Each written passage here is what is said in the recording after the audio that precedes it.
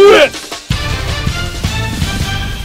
He's Pat Flynn. I'm Travis Downey. You're watching the Blitz postgame. Friday night in the books, week 5. Halfway through that season already. It's really moving by. Going to run through this week's slate of games. We'll start with Baker. They had Bozeman. We both picked Baker to win. They did 27-19. The final there. A good win for Baker. Yeah, no, definitely. It was a quality win. I know Bozeman, looking at who they played in their previous scores, they had a pretty played some pretty good teams, played them close, so good win. Speaking of close, South Walton. Yeah. We knew they had a chance with Jay.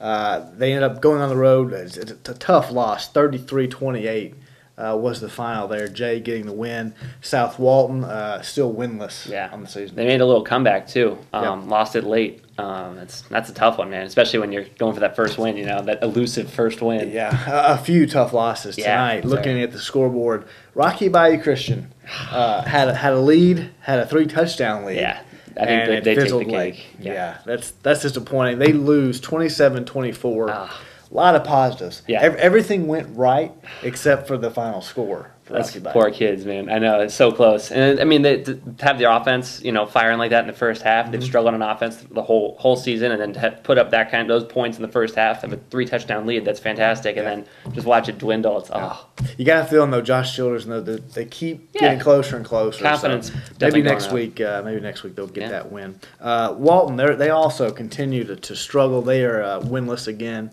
West Florida beats the Braves 35-0. Tough loss there for Coach Bennett and that group. Freeport on the road at Graceville. Big win, 34-6. The fighting Jim Andersons. They really do. We get on here every week and we just talk about how awesome Jim Anderson is. It's pretty funny though. Caleb McCormick, 2 picks. He also had a 23-yard catch. They didn't have much in the way of throwing, but he had the long catch. I think they only had 59 yards passing for Gabe Moore tonight. Yeah. But he also scored a little 1-yard touchdown plunge.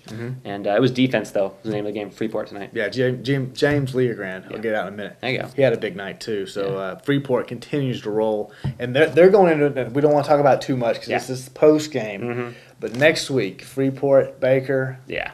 It's going to be a good one. It is. It's going to be a really good one. Moving up, Class 6A. We'll start with Navarre. Coming off a huge win over Niceville.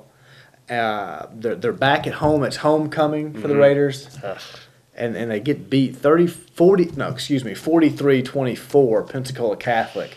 Just puts a thumping on Navarre. Coach Lashley afterwards said they outplayed us, they outcoached us. Well, I mean, they were riding high coming off that Niceville win. That it was that first half. It was funny though because they played so well in the first half. They took advantage of basically what Niceville couldn't make an adjustment on the defensive line and just put up this early 5 touchdowns in the first half running. And then after that though, Niceville kind of shut them down. And I don't know. It was kind of I don't know. It was I was shocked by that when I saw it because I know Choctaw beat Pensacola Catholic and. I don't know. Tough. And Dwayne Carter, he could be one of those guys you got to keep an eye out for Player of the Year. He had another, 200-plus yard performance running the football, 2 touchdowns. So a big night for him. But Navarre, a loss, 43-24 there at home. Wow, I'm shocked. Surprising. I'm shocked they had that kind of success running and then just couldn't pull it out. Because, if they can pass the ball. It's a head-scratcher. Yeah. Crestview, they had a tough night. 5 turnovers, I believe they had. Fumbles, picks, every way they could cough it up, they did. They lost to Godby 20-8 there at home. So that's a tough loss for Crestview. Fort Walton Beach, they had a tough loss, a district opening loss to Mosley last Thursday. They rebounded nicely tonight. 28-14, they defeat Rutherford. Ryan Thompson, we talk about how he's progressing as the season goes on. 2 touchdowns passing, 1 touchdown running. He looked really good. And Fort Walton Beach defense looked really good. Yeah, they've been pretty good this year. I saw them play once this year against Tate, and Tate has a pretty unique offense. It's fun to watch, high-paced, but they were good, and they beat them up pretty good, and tonight sounds like they did the same thing to Rutherford. You got Dexter Huddle and Zach Cressy, the linebackers. I mean, those are 2 of if I'm starting a defense, I want those 2 to be my linebackers. Absolutely. I want Shuby Timms up front. Shuby had a big night, another sack, another celebration. Did he? The celebrations, he's pretty good with them. Good. I like it. What do you do this time? The knee break? He likes that. That's like a signature move now. It's working for him. I know. Did he get the flag? No. Okay, he didn't get it last time either. He's smart. He does it quick. He does. So Fort Walton Beach, big win. Congratulations to those guys. T.C. Carter also 101 yards rushing and a touchdown. He kind of put it away with his touchdown late. So big win for Fort Walton. They're 4-1. Game of the week. Yep.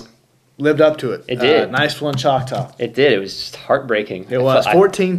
Niceville gets the win, but it's how they got the win. It was. I know. And I mean, I picked Niceville to win. I didn't think they were going to win like this. No one could have picked this. Yeah. Basically, came down. I'll give you the last two plays that really mattered. It was 4th and 12 for Choctaw on their 48-yard line, or on the Niceville 48. Luke Clark was on fire all night, about 200 yards passing, very efficient. Rolled right and just chucks a bomb in the end zone, wide open Max Keefe. Just total broken coverage. Just touchdown. Looks like they're going to knot it up. We're going to overtime. Looks like 1:46 left, and they line up for the extra point. I'm looking down right in my scoring, and I just hear a block. I hear a thump, and I see Kevin Chastain taking off, running his 4.3 literally down the sideline. And the Niceville crowd went nuts, and they recovered the onside kick and held on. But what a way to lose, man. Yeah. It was just to have it in your hands and at least go to overtime. It wasn't like they had it, the win, but the chance. And making it even tougher for Choctaw fans, they were looking for their first win against Niceville since 2004.